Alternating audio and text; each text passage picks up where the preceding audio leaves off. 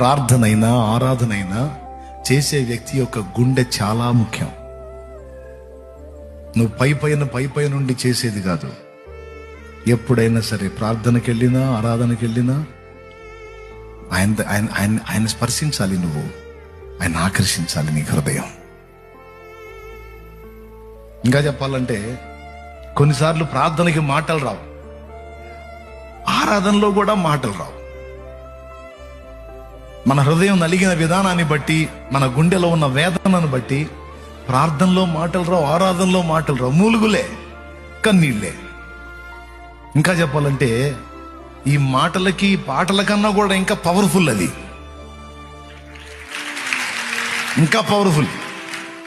మాటలు కూడా ఆగిపోయి ఒట్టి మూలుగులతో కన్నీళ్లు గారుస్తూ నువ్వు దేవుణ్ణి ఆత్మలో అడుగుతుంటావు చూడు, ఆత్మలో చెప్పుకుంటావు చూడు. నీ విన్నపం ఉందా, నీకు అనుభవం అట్లా